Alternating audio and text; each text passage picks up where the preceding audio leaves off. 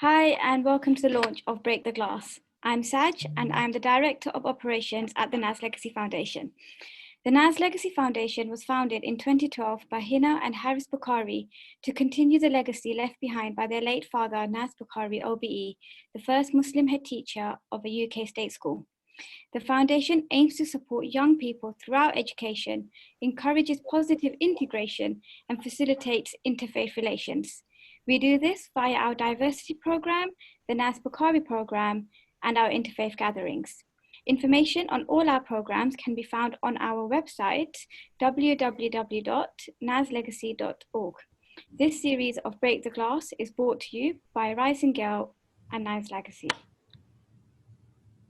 Hi, my name is M Hashmi. I am the founder and chair of Rising Girl. Rising Girl was founded about 3 years ago. We received our charity registration in 2018. The reason that we actually exist is we saw that there was a gap in the market to empower, educate, and inspire young women in school. So we have our flagship program called the Rise Together program, which is a 6 to 8 week fun interactive program we deliver in schools with young women aged between 11 to 18, so that we can help them overcome their obstacles, whether it's directly or indirectly, things like domestic violence, mental illness, forced marriage, and then we obviously evaluate the whole program and see what effect it's had on the young women. Our pilot has a massive effect, and we saw many young women stay on and in further education, and they had their ambitions reignited and they wanted to achieve their dreams. We also integrate a peer-to-peer learning program, and we have the Rise Together ambassadors. We also have a teacher-to-teacher program where we make the program sustainable. We will soon be going online mid-July, where we have the program that's going to be going online so that young women who are facing lockdown, quarantine, or at home during the COVID can actually download the program and be educated and empowered and know where to go to seek help. It's on our website, which is www.risinggirl.co.uk, and there will be a new website mid-July. So I'm super, super excited about this series, more because I was that woman, that young girl who wanted to rise, and we'll be speaking to a series of amazing, inspirational trailblazers who have faced abuse, prejudice, discrimination during their life, but have overcome these obstacles. They'll be delivering TED-style powerful talks with Q&A sessions open to everyone who attends the session. So you can ask any question that you like and get amazing advice back. We will be streaming live on social media, and we may even be streaming live on some television channels, so make sure you tune in. Or we'd like everyone to hashtag and talk about this Break the Glass series, so it's hashtag Break the Glass, and please tag, share, like at risinggirl.co.uk, at Rising Girl, and at NAS Legacy Foundation. So we'd also have a Q&A, so you can see at the bottom here, you can ask questions, and then at the end of this talk, we can put the questions to the Secretary General, and you can also make comments. So really enjoy this session. It is for you, and I'm really excited as well. So let's continue.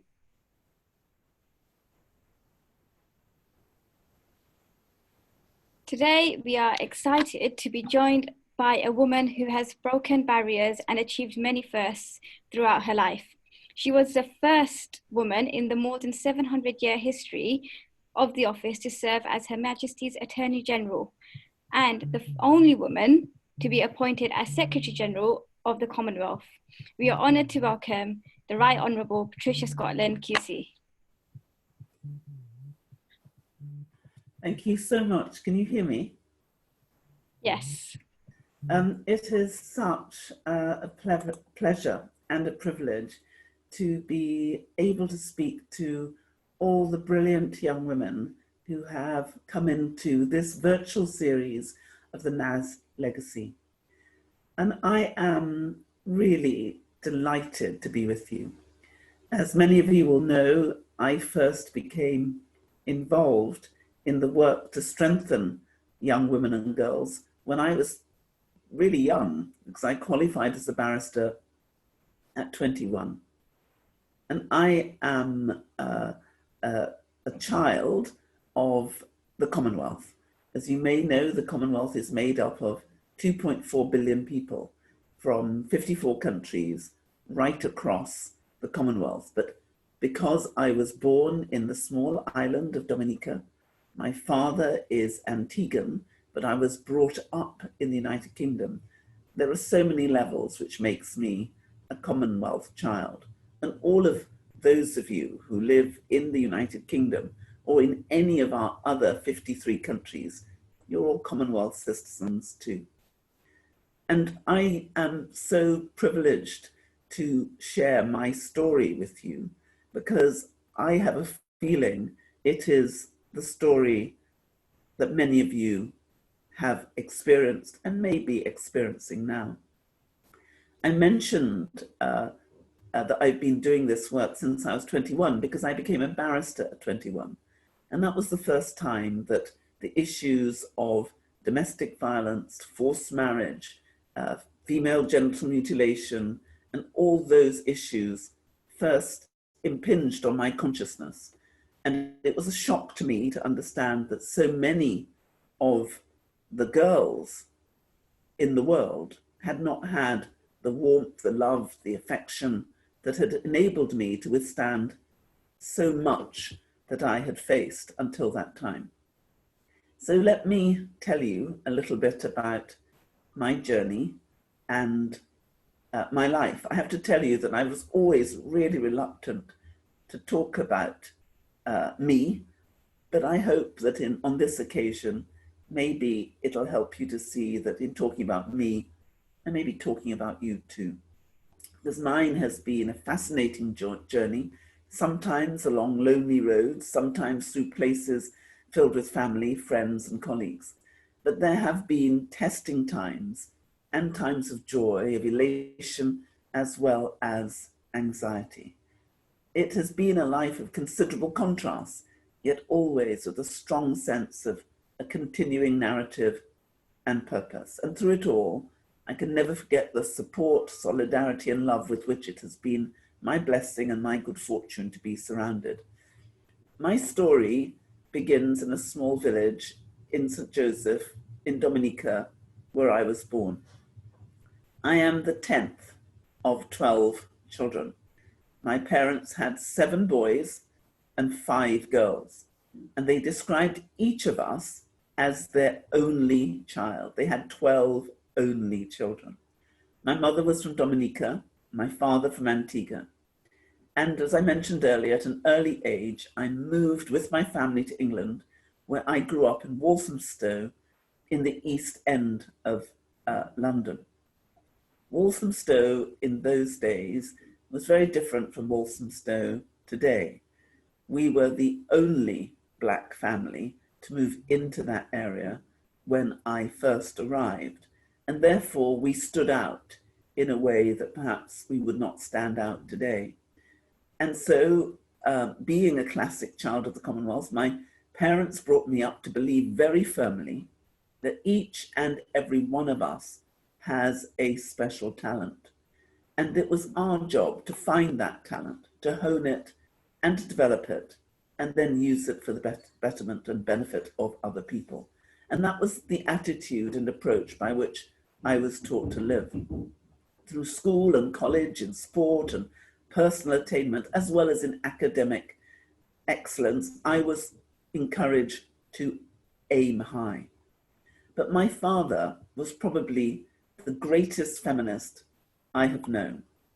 He instilled in me the understanding that being female ought to be no impediment to what I could achieve, so long as I believed in myself and worked hard.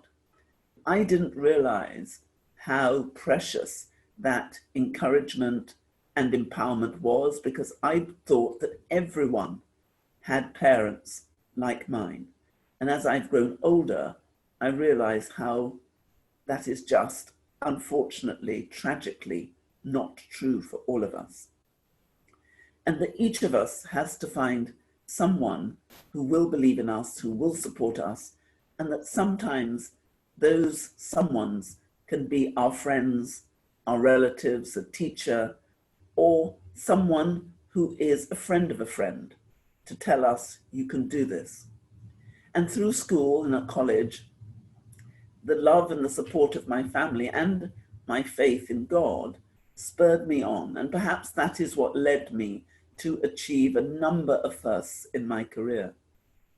Having gained my law degree at the age of 20, I was in 1977 at the age of 21 called to the bar and went on to practice as a lawyer. Then in 1991, at the age of 35, I became the first Black woman and the youngest woman ever to be a Queen's Counsel. In fact, I was the youngest person since Pitt the Younger to become a Queen's Counsel. And I was the first Black woman to be appointed Assistant Recorder, Recorder, and Deputy High Court Judge. Then in 1997, I was elected as a bencher of Minto Temple. And a bencher is like the ruling body which governs the inn. And there are 4 inns of court, and you have to be belong to an inn in order to be a barrister. And I was the youngest person and first Black woman to be so honored to be appointed as a bencher. And in that same year, I was appointed to be a member of the House of Lords and later became a minister in the United Kingdom's government, serving in the Foreign and Commonwealth Office, the Home Office, and the Lord Chancellor's Department. I was the first woman since the post was created in 1315 to be appointed Her Majesty's Attorney General for England, Wales, and for Northern Ireland too. And in these posts, I was able to work on reform and legislation affecting matters very close to my heart, undertaking major reform of the criminal justice system and introducing measures which very significantly reduce domestic violence and violence against women and girls. In the Interministerial Group on Domestic Violence, which I chaired, it led to the delivery of a multidisciplinary approach to tackle this crime. It cut domestic violence by 64% and resulted in annual savings of 7.1 billion in England and Wales. And now I stand here as the 6th Secretary General of the Commonwealth, a position I took up in 2016, having been appointed by the 53 then leaders in 2015. The heads of government of the 54 countries of the Commonwealth now have entrusted to me the responsibility of serving 2.4 billion people of the Commonwealth as their Secretary General. And today we are celebrating the post being created 55 years ago, and I am the first woman to hold it. So while I am fortunate to have been able to claim a lot of firsts in my career, I've also in many ways been rather sad to have been the first. And I most certainly do not want to be the last in any of these roles, because although we celebrate the fact that in 2017 I became Secretary General, the first woman, part of me couldn't help but feel, why has it taken so long for we women to break the ceiling, to break that glass ceiling and to get through? So I hope that amongst those of you listening to me now are girls and young women who will be the next generation of female leaders, and the next after that. I will be so happy when someone tells me I am the second or the 200th or the second woman to occupy a position to which many women before me have already been appointed. I look forward to the day when I'm told you are the 10 millionth woman to be allowed into this position, because 1/3 of the population of our planet live in Commonwealth countries, and that is over 2.4 billion across the 5 regions of the world, more than 60% of them under the age of 30. And the countries in which they live are set in every continent and ocean. Just think of the richness and the inclusivity of that Commonwealth's diversity. And in this context, I made clear on becoming Secretary General that my ambition and purpose is to put the wealth back into commonwealth, but also to put the common back into wealth. And this really means opening up horizons of hope and opportunity for people in all our member countries, particularly those in vulnerable or isolated locations and from marginalized or disadvantaged communities and backgrounds. And in the context of our conversation today, let me share with you just a few perspectives on the areas which I believe can do most to help break the glass. First, tackling violence against women and girls, which, as I've already said, has long been a priority for me. Domestic violence affects 1 in 3 women across the world. We all know or can imagine the pain and lasting damage it causes for those directly affected and for the societies in which they live. And sadly, that means the communities in which we all live.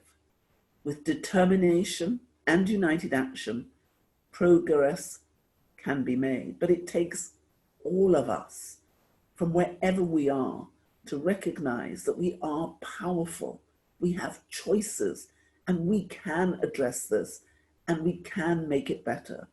It's just that we need to do it together, and we need not to be silent about it. So we must not be complacent, but we can take encouragement from the fact that the past century has witnessed the greatest advances for gender equality in human history. For instance, in 1893, New Zealand became the first self-governing country to allow women to vote in parliamentary elections. In 1960, Sri Lanka elected the world's first female prime minister. Yet even after a century during which gender gap has narrowed more quickly than ever before, huge progress is still required in order for a girl born today to be on equal footing with a boy. Which is why, in order to assess and accelerate progress, we in the Commonwealth are now working really hard to measure our collective progress in 4 areas: women in leadership, women's economic empowerment, ending violence against women and girls, gender and climate change. Collectively, Commonwealth member countries have set themselves the goal of ensuring that women hold at least 30% of elected political offices. At present, only 1 in 5 Commonwealth parliamentarians is a woman. So far, 30% or more of members are women in parliaments of only 14 Commonwealth countries. 10 Commonwealth countries have achieved the target of 30% or more women ministers. And I'm confident that we can change this for the better, for the future, but we will need the commitment of the girls and young women today to just think about the power that is within them and to understand that they have the talent, the ability to make the difference, to be the difference that we need to see in this world. And the Commonwealth can be a powerful means for enabling the voices of all to be heard on the global stage and for the concerns of the marginalized and disadvantaged to be considered when decisions are being made of a more powerful, by the more powerful and the more strong. Yes, we face some of the most critical challenges that many of us have ever seen, challenges that threaten our very existence. But together, working and acting as one people, one family, we can make a different future. I believe passionately in what the Commonwealth stands for and what we can achieve together, because no one achieves anything on his or her own. Our real wealth is what we have in common: our shared humanity, our capacity to love one another, and our desire for a world in which everyone, no matter who they are, can expect to live their life to the full. So we have to stand together in solidarity as sisters and brothers determined to change the world. And in that spirit, I'm reminded of the cry that went up in Malta in 2015 for the first ever Commonwealth Women's Forum, which took place alongside the Commonwealth Heads of Government meeting at which I was appointed Secretary General. The cry that went up was, alone we are invisible. Together we can be invincible.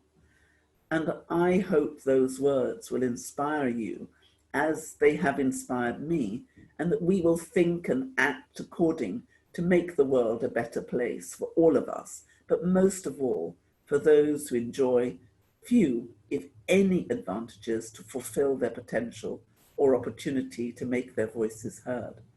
When we were in Malta, the then Prime Minister of Joseph Muscat came to see the women at the Women's Forum, and he spoke with great passion. He said, I've just come from the Youth Forum, so young people under the age of 30. And he said, there was our heart, the beating heart of the Commonwealth.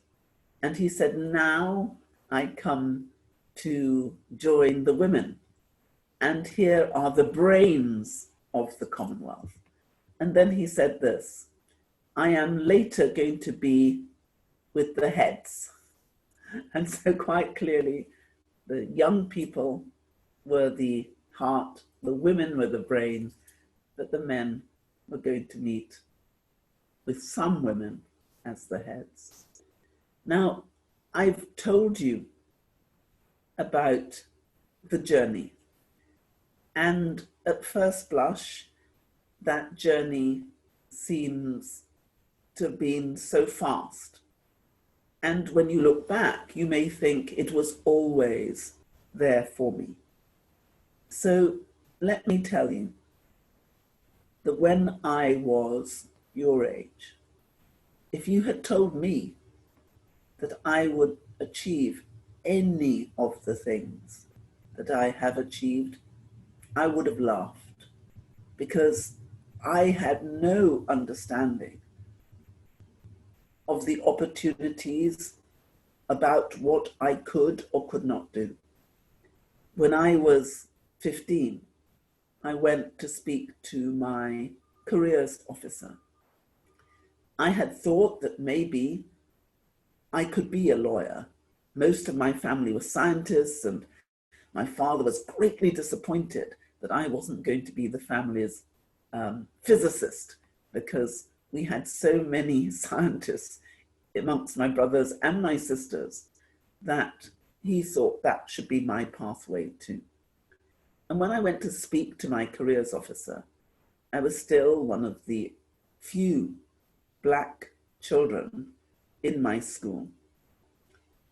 I was met with wry amusement and a little disbelief that I, a child living in Walthamstow, the 10th of 12 children in a Black family with very few financial advantages, should dare to aspire to join one of the professions which was at that stage predominantly white and male. When I joined the legal profession at the age of 21, 97% of the bar was white male, 3% were women, and 0.01% of those women were Black. So when I talked about becoming a lawyer at 15, my careers advisor said that I should perhaps lower my aspirations so that I wouldn't be disappointed. She asked me what I did at the weekends and whether I worked. And I think I must have just turned 16 when we had this conversation, because I was able to say that I worked in Sainsbury's on the counter on a Saturday. And she beamed at me with great delight and said that maybe I should change my aspiration, because if I worked really hard, maybe when I left school, I could aspire to become a supervisor in Sainsbury's. Now, there's nothing wrong with being a supervisor in Sainsbury's, and it is a great job to have. But it wasn't one that spoke to my talent, but it did tell me how she saw me. And that was a very important thing for me to know. And I understand that had it not been for my mother, my father, and my 11 brothers and sisters, I may have been crushed by what she said, and I may not have aspired to anything more. But I have what all of you now have through the NAS legacy. I had someone and people who believed in me, who saw that I could do anything that I put my mind to if I found what my passion was. And the big message that I would like to give all of you is don't let other people define you. Don't let them put limits on your ambition, because each of you, as my parents told me, each of you have been given a talent which is very, very precious and is yours alone. There is only one you. Nobody can do you better than you. So I hope that you will be surrounded by love and affection. I hope through the companionship and support that the NAS legacy will bring you, you will be able to have people who walk with you, and you will walk with people who are your friends, and you will encourage them and see the beauty inside them and the talent, and you'll nurture that, because we live in very troubled and troubling times. There are so many things to frighten us. We are living through the COVID pandemic. Climate change is posing an existential threat to so many of us, and the economic tsunami that may come as a result of these two intersecting are also frightening so many people. We've been told that in the future we may not have about 2 trillion in terms of the world's economy, and that even in my Commonwealth we are going to perhaps lose about 220 billion. Yet we have you. We have the next generation, and you are so glorious and wonderful and talented and innovative, and the human genius of the generations before, which has got us into this mess, are going to be wiped out by the human genius that you all represent. And you will find the solutions. You will help to craft the new pathways that we need so that our aspirations to meet the 17 Sustainable Development Goals, all of which are embedded in our Commonwealth Charter, I believe you have the capacity to deliver it all. And so I am so proud of you, proud of every single one of you who have logged on for this Breaking the Glass talk, because you, by doing just that, have demonstrated that you're already part of the solution. So please, believe in yourselves, celebrate yourself, celebrate each other, support each other, and go out there and do us all a favor and just change this world, because I believe you can do it.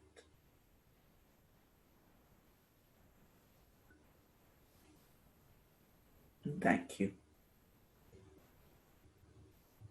Thank you, Secretary General, for joining us today and for sharing your inspirational journey.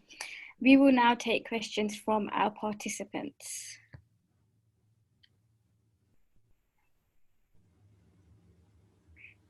If you would like to ask a question, please submit it in the Q&A box at the bottom of the screen.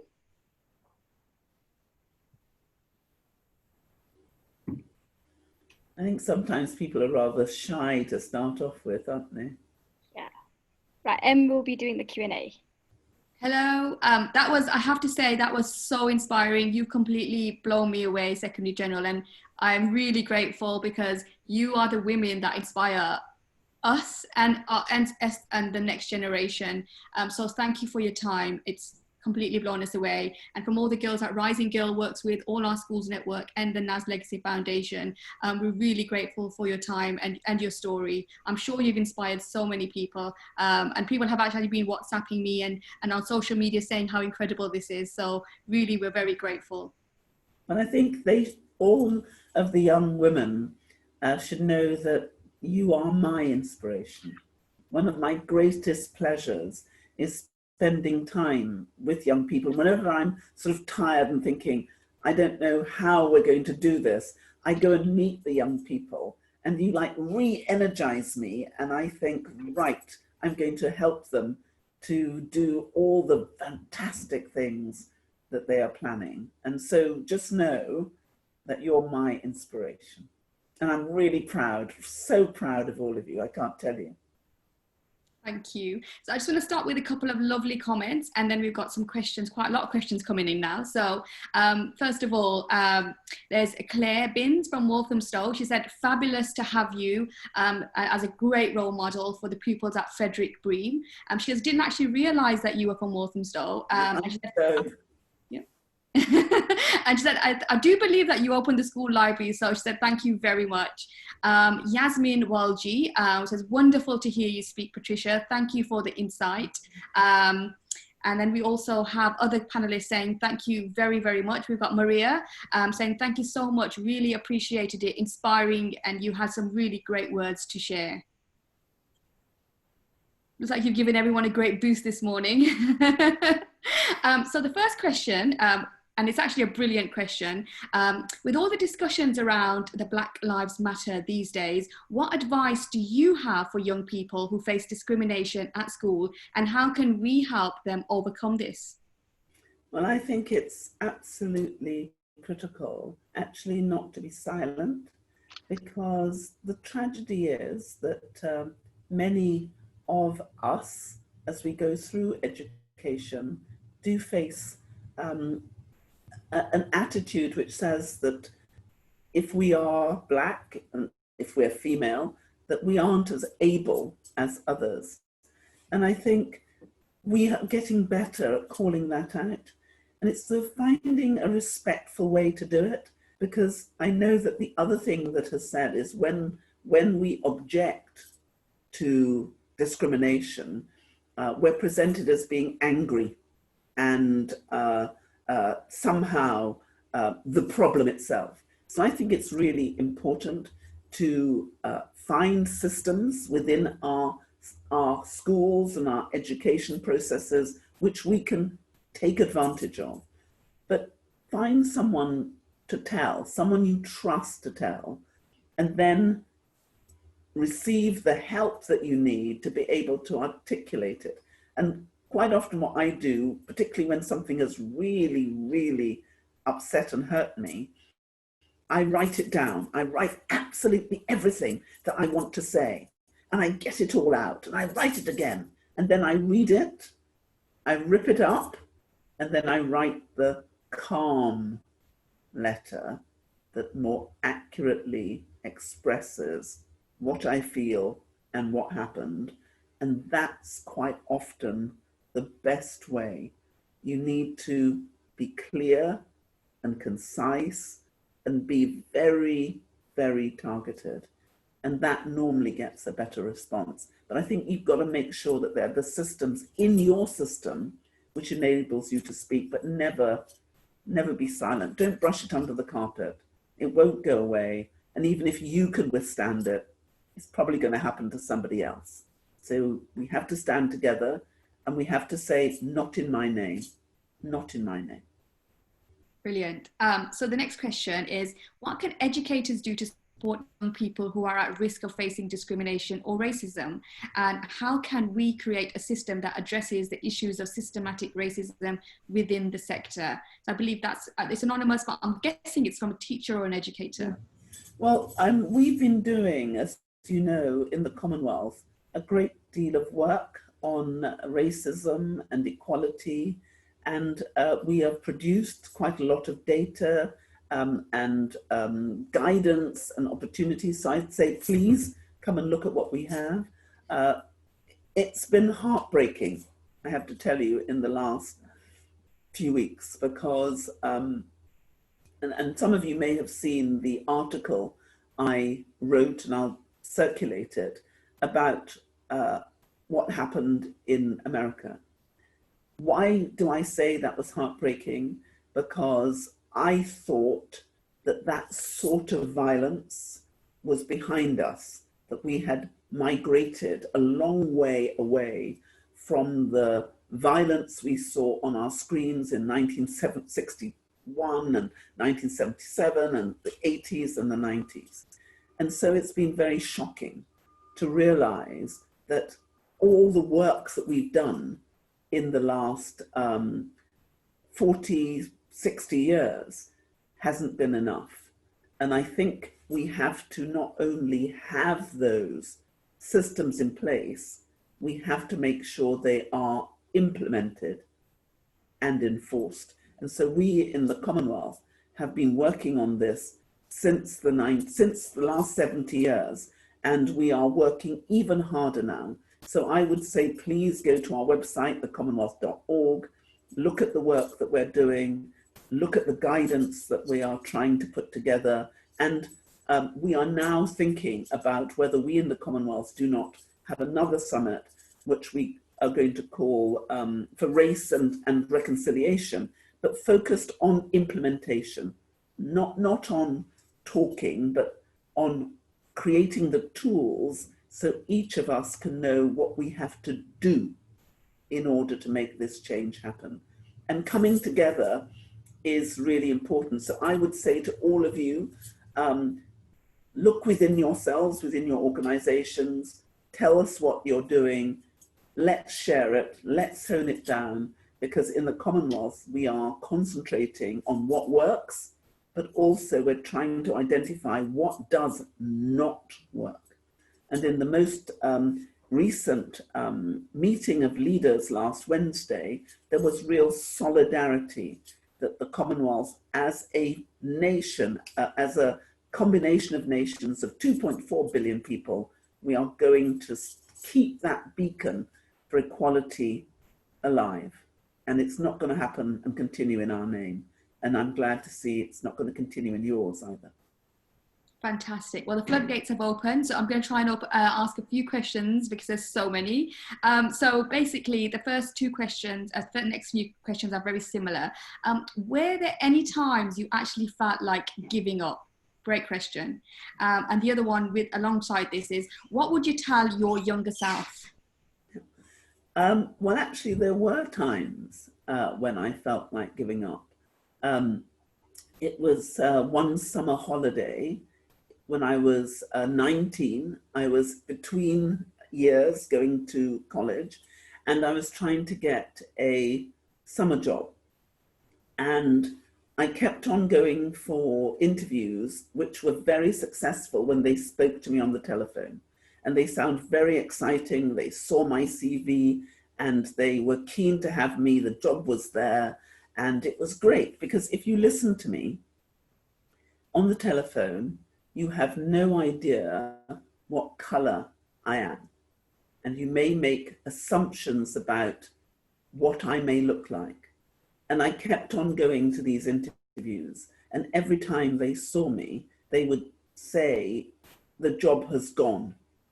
And I'm sorry, you've missed it. And when one of my friends would phone up afterwards, they would find that the job was still open.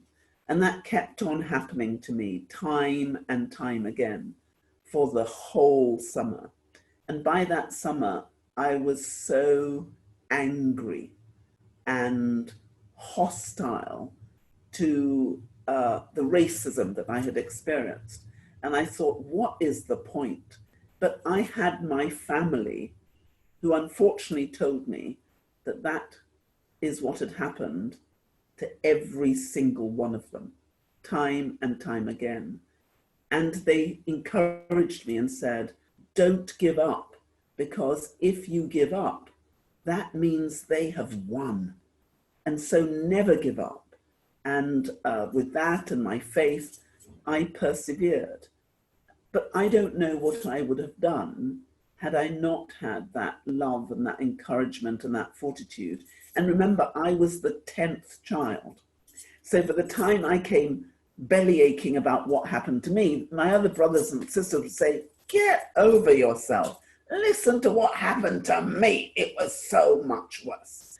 And so that encouraged me and enabled me and supported me. And so there will be times when you feel like giving up, and there were other times in my life where the odds just felt so overwhelming, and everybody was telling me that I couldn't do any of the things that I wanted to do because I always was the first. And when I said, look, I don't think I can do this because nobody else has done it, my father would say, great, you can be the first. I said, why am I always having to be the first? To which he said, why not? So I think, say to yourself, if no one's done it, why not be the first?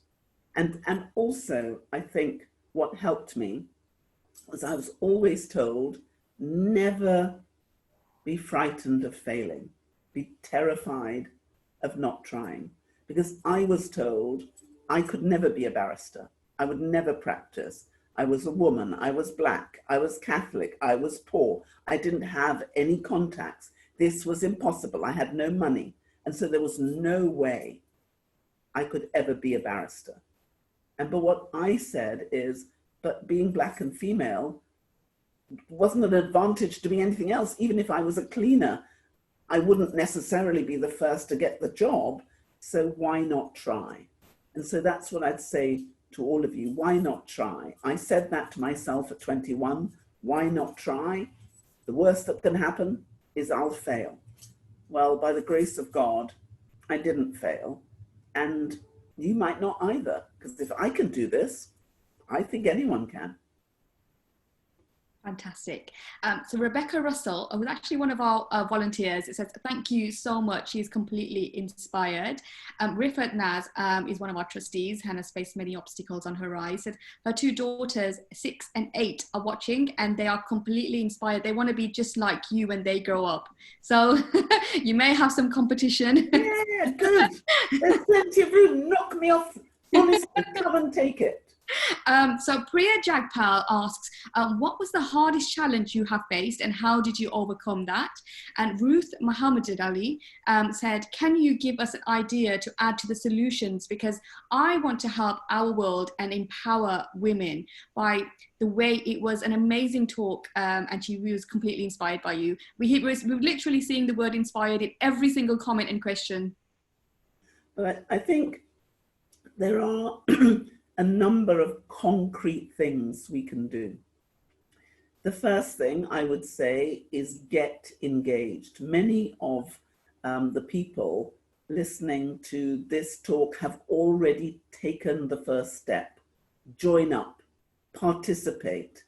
There are so many groups that you can join. Please, all of you, come and join our Commonwealth Youth Network. Every single interest you probably have, we have a Commonwealth network to support it. Please join us.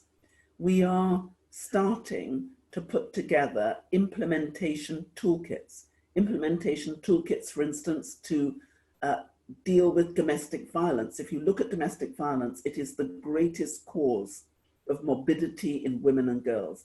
It damages and injures and kills more women and girls than anything else in the world.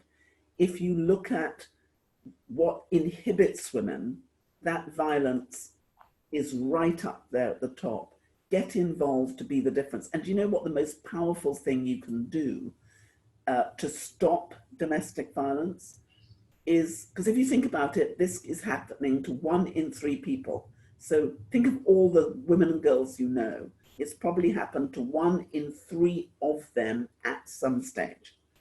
As a result, what you can do the next time you see someone really upset, really in difficulty, a friend who's changed, just stop for a minute, look them directly in the eye and say, how are you? And then hang around and wait for the answer. Because so many times when I have worked with and spoken to women who have survived domestic violence, have survived abuse, have survived forced marriage, and I've said to them, what would have made the difference? And so many times they've said to me, if someone, anyone, when they asked me how I was, if they just stuck around and really wanted to know that answer. So if there's one thing you could do to help empower women, talk about domestic violence with your friends, and then hang around and wait to see what they say, because you may be surprised by the floodgates that will come out. And then stick around to be there and walk with them and just tell them, you can do this, you can do this. And your tomorrow doesn't have to be like your yesterday or your today. We can make it different, and we can, but we can't do it on our own. We do need all of us to walk in the same direction. Brilliant. Bushra Nasir, who is a trustee of the NAS Legacy Foundation, wants to know, what are the positives for you coming out of the COVID pandemic that we need to take forward to the future? I think of the understanding that we can't do it on our own. If you think about it, we were becoming more and more inward looking and narrow in our nationalistic approaches. And what COVID has taught us is that we need a multilateral, multidisciplinary approach, because your health and your family's health and well-being will directly affect my health and my family's well-being and those I love. And we are interconnected. To keep myself safe, I have to keep you safe. For you to keep yourself and those you love safe, you have to keep me safe. So what has come out of this is this powerful sense that we are humans first and nations second, and that we have to find joint solutions, because this is not, unfortunately, I believe, going to be the last pandemic. It is the first since 1918 to affect us in the way it is. So it's the first in 100 years, but because of climate change, it's not going to be the last. So the thing that's come out is the need for solidarity, for unity, for a global response and global solutions that will enable all of us. So this coming together has certainly galvanized the Commonwealth. And I'm so proud of what the Commonwealth countries have done, because we have stuck together. So when other people separating, we and our family are behaving like a family, and we're behaving with love. And so what's come out of the pandemic for me is that loving people is the most powerful thing we can do. Brilliant. We don't have very much time left, and there's so many questions. So what we might do is we might take a copy of all the questions and get them answered and share them on social media, because you are so popular this morning, which is I'll just ask a last few questions. So Maria Hussein wants to know, how did you feel when you first became Secretary General? What obstacles did you face and how did you overcome them? Rebecca Russell wants to know, other than supporting charity work and causes, is there anything we can do on our everyday lives to support women and their rise? Well, I think if I take that last question first, one of the most important and powerful things to do is to affirm each other. You know, so many women are constantly told, you can't do this, you're not good enough, you need to be better, you either don't look right, so affirm each other. I would ask each of you to look at the great things that you see in each other, because we never tell each other that.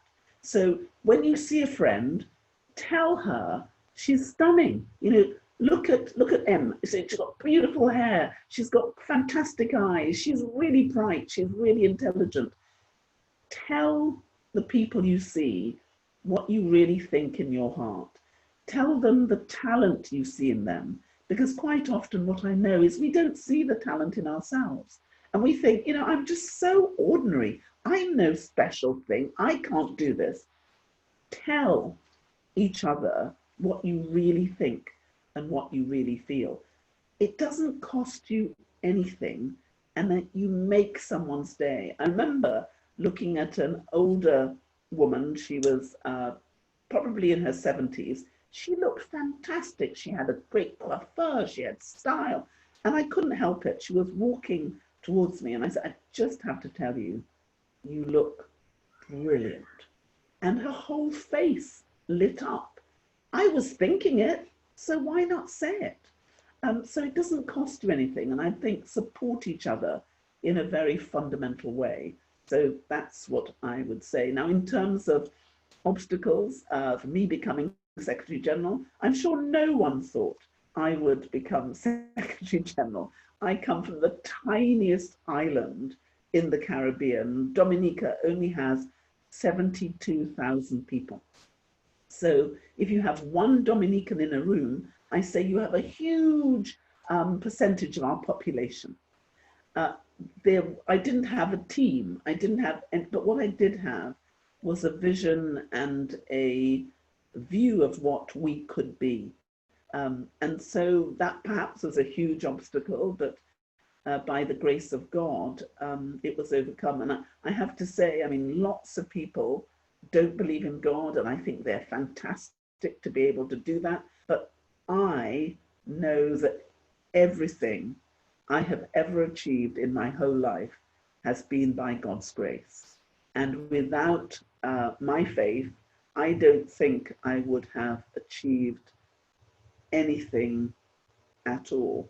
And so I've had a innumerable number of obstacles, not least people saying things about me which were absolutely untrue, and continue to go ahead when you know that there's that mendacity and that viciousness is really quite hard.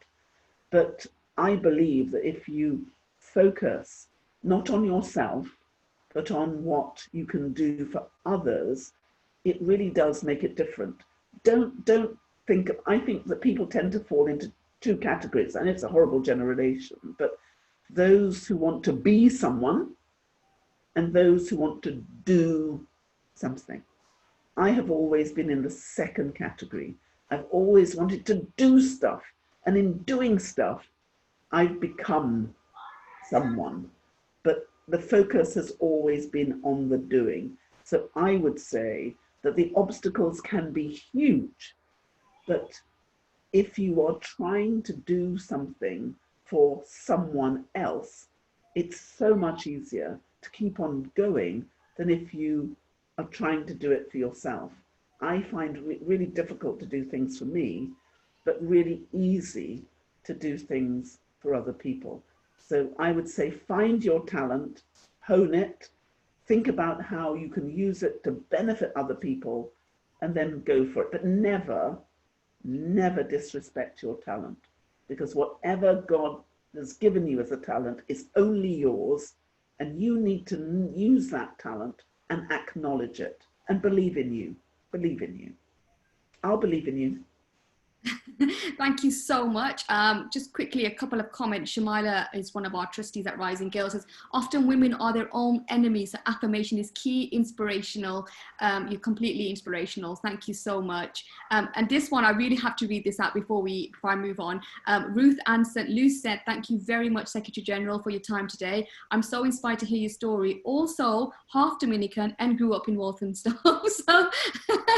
So that's absolutely brilliant. We have so many questions and comments, and what we may well be doing is posting this on our social media, and hopefully the Secretary General can answer the rest of the questions so that everybody has the opportunity to get their questions answered. Thank you. No, thank you.